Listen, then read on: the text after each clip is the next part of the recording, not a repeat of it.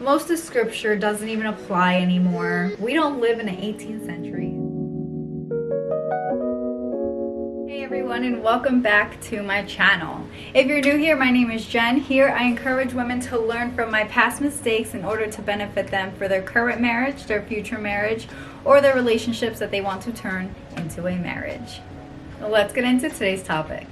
We are all aware of the Proverbs 31 woman. She's virtuous, selfless, strong. She knows her purpose. But how well do we know Miss Proverbs 7, the strange woman, the one that Solomon warns his son and the students to avoid, to stay away from? The world we live in has normalized and made sexuality a priority. They make it public in commercials, in signs, on social media. This culture has also normalized the hookup culture, which is short-term sexual interaction, people who practice being uncommitted while seeking full commitment for their future. Young adults believe that it's the time to live your life, to get wild. You're only young once. Live your best life.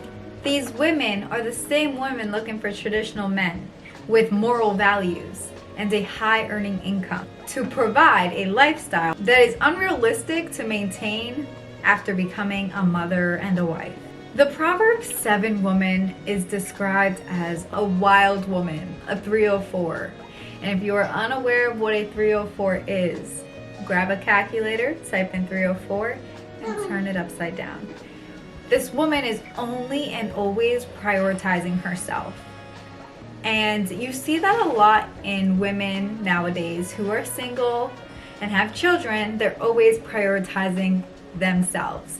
They are prioritizing the way they look, going out, having mommy time because mommy deserves a break and mommies can have fun too.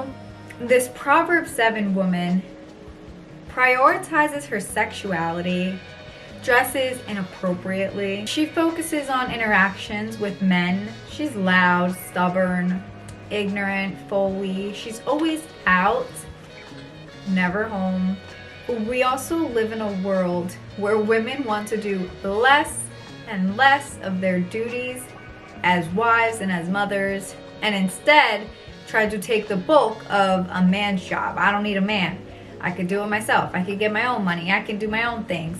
All while trying to pay for daycare, pay for a maid to clean her house, pay for a chef to cook for her. Even the people that have money put their kids in daycare, pay cleaners to clean their home, pay a chef to make their food instead of doing it themselves as wives.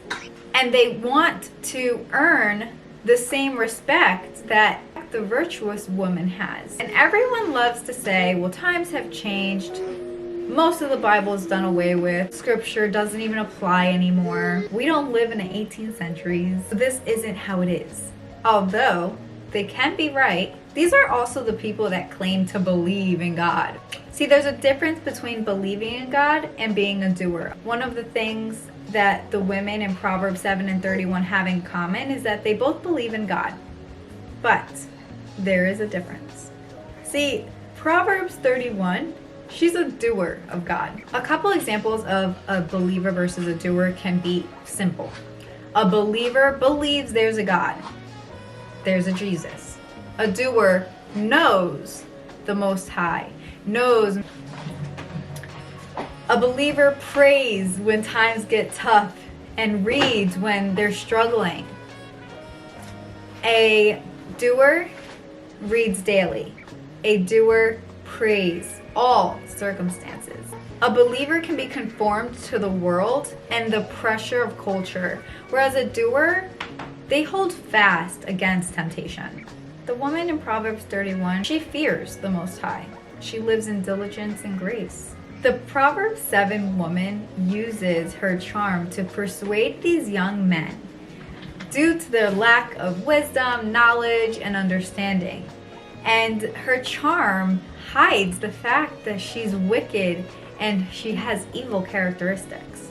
men are taught to avoid the lust of their flesh.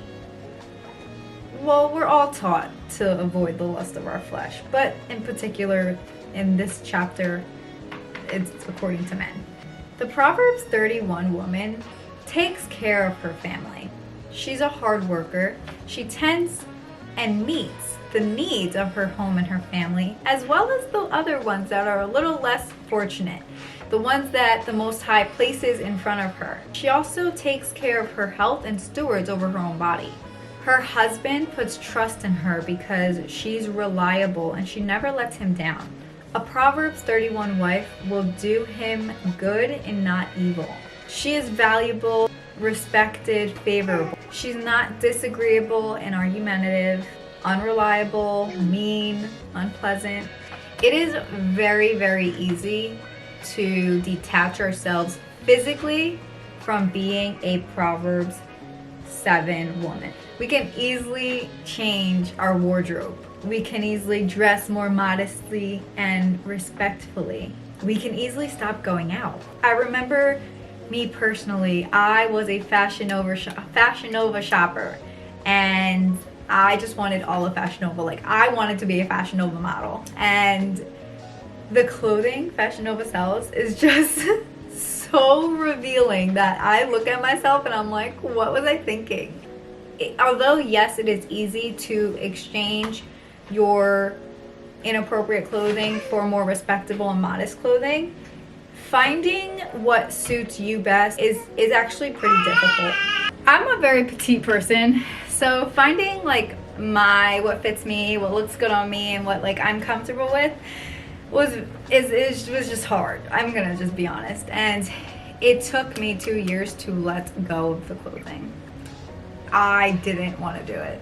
Now, it's not so easy to unlearn the character traits that we have acquired and the trauma that came with everything we've done and all the things we've been through and developed.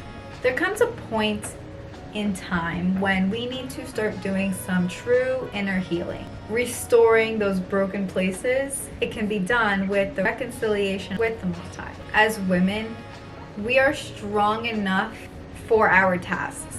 Some of the traits that Miss Proverbs 31 has may consist of her waking up before everyone else, getting ready for the day, getting some tasks out of her way before doing her duties. She also thinks ahead so that nothing catches her by surprise. She is prepared ahead of time. She's always seeking the Most High. She isn't afraid of the future because she lets tomorrow worry for itself. She isn't negative with her tongue. She's not foolish. She doesn't gossip. She's peaceful. She's humble. She's kind. She's tenderhearted. She's not only a Martha with service, but also a Mary by walking in fear and being submissive and obedient.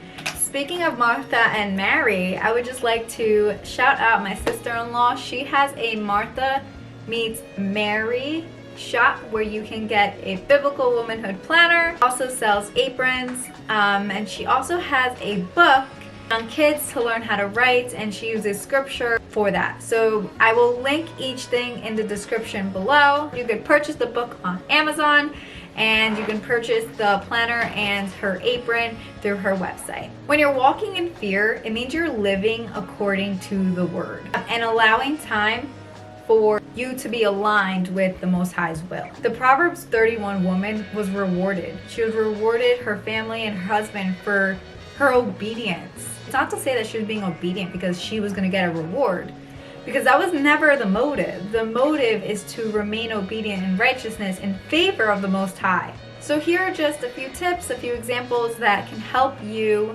change habits that I personally have seen change in my life and could help you become a better woman. Number 1, speak respectfully. It can be so hard to bite your tongue. It can be so hard when you are such a masculine person and you're argumentative and you always have something to say. It can be so hard to just shut your mouth. But it comes with practice. Lots of practice. If there's anything a man wants from a woman, it is respect. If that was the only thing they could choose, that's what they would choose, is respect.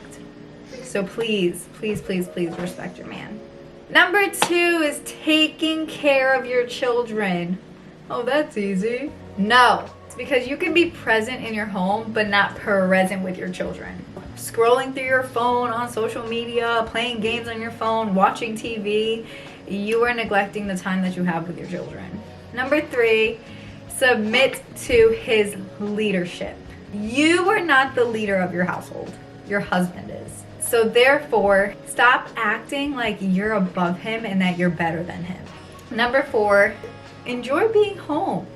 Keep your house clean and tidy. Stop going out and about and neglecting your laundry, neglecting the mess that you have, and neglecting the fact that you don't have dinner ready. When you begin to start doing more good, you become happier. You are filled with more joy. So I challenge you to start taking action and the steps. You don't have to sit here and become modest and dress accordingly right away. Let God convict you. But I challenge you to start taking the right steps to becoming a better woman. Thank you so much for tuning into today's episode. I'll see you next time.